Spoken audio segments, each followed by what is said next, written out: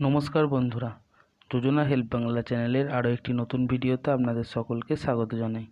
আমরা সকলেই জানি 2016 সালে এসএসসি দুর্নীতির কথা। দুর্নীতির মাত্রা এতটাই চরমে পৌঁছে গিয়েছিল যে অযোগ্যদের ভিড়ে যোগ্যদের আলাদা করতে না পেরে 2016 সালের সমগ্র প্যানেল বাতিল করতে বাধ্য হয়েছিল হাইকোর্ট। কিন্তু রাজ্য সরকার এই না মেনে সুপ্রিম কোর্টে মামলা দায়ের করে, যার শুনানি ছিল গত 16ই জুলাই। কিন্তু সেদিন কোনো সিদ্ধান্ত নেয়নি সুপ্রিম কোর্ট। তার পরবর্তী ডেট দিয়েছিল 6ই আগস্ট। এবার দুর্নীতি সংক্রান্ত একাধিক প্রমাণপত্র জমা দিল সিবিআই। তাহলে 25,753 জন শিক্ষকের ভবিষ্যৎ কী হবে? ওই সমস্ত শিক্ষকদের চাকরি থাকবে কি? কী হতে চলেছে সুপ্রিম কোর্টের রায়? চলুন এ সংক্রান্ত বিস্তারিত জেনে নিই আজকের এই ভিডিও থেকে। এসএসসি চাকরি বাতিল মামলা। স্কুল সার্ভিস কমিশনে নিয়োগ দুর্নীতি কাণ্ডে চাকরি বাতিল সংক্রান্ত মামলা এই মুহূর্তে চলছে সুপ্রিম কোর্টে। প্রায় 26,000 জনের চাকরি বাতিল করেছিল কলকাতা হাইকোর্ট, যদিও সেই নির্দেশের স্থগিতাদেশ দেয় দেশের সর্বোচ্চ আদালত। আর পরবর্তী মামলার শুনানির ডেট দেয় 6ই আগস্ট। সংশ্লিষ্ট মহল মনে করছে মোট 25,753 জন শিক্ষক ও শিক্ষাকর্মী চাকরি থাকছে না বাতিল হচ্ছে, তার একটা আভাস মিলতে পারে সুপ্রিম কোর্টের আগামী শুনানিতে। আদালত ইতিমধ্যেই বিস্তারিত তথ্য জমা দিতে বলেছে। সব পক্ষের বক্তব্য শুনবে সুপ্রিম কোর্ট।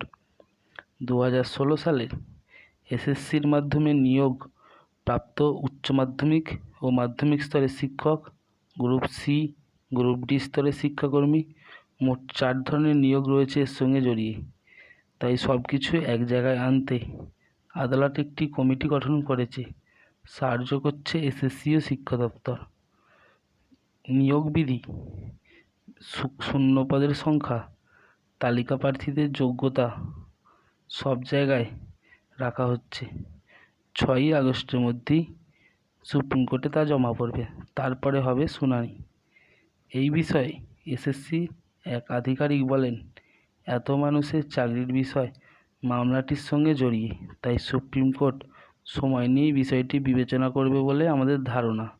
সেক্ষেত্রে 6ই আগস্টই বিষয়টির মীমাংসা হবে না, তবে প্রথম দিনের শুনানিতেই একটি দিক নির্দেশ পাওয়া যাবে। এর আগে শুনানিতে সুপ্রিম কোর্ট জানিয়েছিল তারা এই মামলার সঙ্গে জড়িত 5 পক্ষের বক্তব্য জানবে। 2 সপ্তাহের মধ্যে সেই বক্তব্য জানাতে হবে রাজ্য, সিবিআই, এসএসসি, মূল মামলাকারী যাদের চাকরি নিয়ে মামলা তাদেরকে। 3 সপ্তাহ পরে অর্থাৎ আগস্টের প্রথম সপ্তাহেই মামলাটির পরবর্তী শুনানি হবে বলে ধরা হয়। শুনানিতে সুপ্রিম কোর্ট জানিয়েছিল 5 পক্ষের বক্তব্য শোনা হবে। এই 5 পক্ষ হলো এসএসসি, মূল মামলাকারী, চাকরিহারা, সিবিআই ও রাজ্য। শুধু তাই নয়, সুপ্রিম কোর্ট আরও জানিয়েছে অন্য কোনো পক্ষ তাদের বক্তব্য জানাতে চাইলে লিখিতভাবে সুপ্রিম কোর্টে জানাতে পারবে। এই বক্তব্য সীমাবদ্ধ রাখতে হবে 5 পাতার মধ্যে, তার বেশি হলে হবে না। তো বন্ধুরা, 6ই আগস্ট রয়েছে শুনানি, অর্থাৎ আগামী মঙ্গলবার। কি হবে সেদিন সেটাই জানা যাবে। সুপ্রিম কোর্ট কি রায় দিতে চলেছে, এই 25,753 জন শিক্ষকের কী ভবিষ্যৎ হতে চলেছে তা জানা যাবে আগামী শুনানিতেই। তো এই ছিল আপডেট। ভিডিওটা যদি ভালো লাগে অবশ্যই চ্যানেলটি সাবস্ক্রাইব করবেন এবং পাশে থাকবেন। ধন্যবাদ।